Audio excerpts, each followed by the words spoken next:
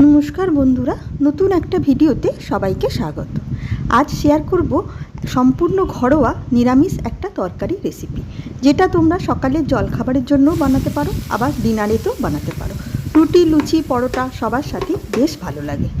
প্রথমে কিছুটা সর্ষের তেলকে ভালো করে গরম করে নিয়ে আলুগুলোকে দিয়ে দিলাম। এখানে আমি একটা বড় সাইজের আলুকে খোসা ছাড়িয়ে ডুমো ডুমো করে 8 টুকরো করে কেটে ভালো করে ধুয়ে নিয়েছি। তোমরা তরকারির পরিমাণের ওপর নির্ভর করে আলু বা অন্যান্য সবজিগুলোকেও নেবে।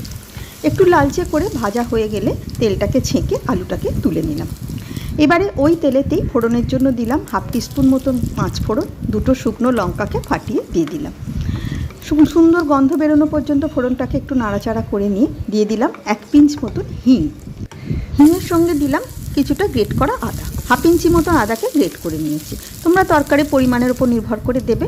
অন্যান্য সবজির মধ্যে আমি এখানে নিয়েছি কুমড়ো আর ঝিঙে, আর সঙ্গে কিছুটা কাঁঠাল বীজ। ঝিঙে যেহেতু ভাজা যায় না, তাই ঝিঙেটাকে দিলাম না, কুমড়োটাকে প্রথমে তেলে দিয়ে দিলাম। গ্যাসের ফ্লেমকে মিডিয়ামে রেখে কুমড়োটাকেও একটু আলুর মতনই লালচে করে ভেজে নেব।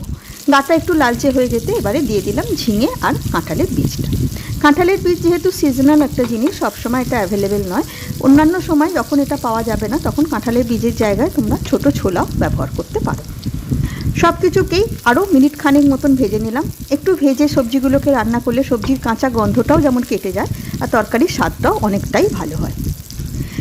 এবারে দিয়ে দিলাম আগে থেকে ভেজে রাখা আলুটা। সব কিছুকে দিয়ে আরও একটু সময় নাড়াচাড়া করে দিয়ে দিলাম স্বাদ মতন নুন, 1/2 টিস্পুন মতন হলুদ গুঁড়ো, 1/2 টিস্পুন ধনে গুঁড়ো।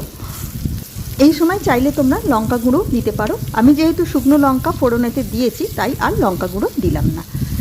একটু টক মিষ্টি করার জন্য দিলাম সামান্য একটু আমচুর পাউডার। আমচুর পাউডারের পরিবর্তে টমেটোও দিতে পারো। ছোটো ছোটো করে কুচিয়ে নিয়ে যখন আদা দিয়েছিলাম তেলেতে, সেই সময় টমেটোটাও দিতে পারো। কালারের জন্য দিলাম একটু কাশ্মীরি রেড চিলি পাউডার। সমস্ত মশলাকে তেলের মধ্যে আরেকটু সময় কষিয়ে নিলাম সবজিগুলোর সঙ্গে। এবারে দিয়ে দিলাম 1/2 কাপ মতন নর্মাল টেম্পারেচারের জল। ঢাকা দিয়ে লো ফ্লেমে 5 থেকে 6 মিনিট রান্না করে নেব, যাতে সমস্ত সবজিগুলো সুন্দরভাবে সেদ্ধ হয়ে যায়। মিনিট 5 রান্না করার পর দেখে নেবে। এবারে দেখো আলুটা সুন্দরভাবে কেটে গেল, তার মানে সব সবজি ভালোভাবে সেদ্ধ হয়ে গেছে। শেষকালে দিয়ে দিলাম 1 চা চামচ মতো চিনি। যেহেতু নিরামিষ তরকারি, একটু মিষ্টি দিলে টেস্টটা ভালো হয়। চিনি দিয়েও মিনিট খানেক মতন মিডিয়াম ফ্লেমে ফুটিয়ে নিলাম। বেশ মাখা মাখা মতন হয়ে গেল। এই তরকারিটা তো খুব একটা ঝোল ঝোল হয় না, একটু মাখা মাখাই হয়। এইবারে গ্যাস নিভিয়ে নামিয়ে নিলাম। খুব সুন্দর টেস্ট হয় এই নিরামিষ তরকারিটা। গার্নিশিংয়ের জন্য দিলাম একটু ছোটো ছোটো করে কুচিয়ে নেওয়া ধনে পাতা। যে কোনো দিন একবার ট্রাই করে দেখতে পারো, আশা করি ভালো লাগবে।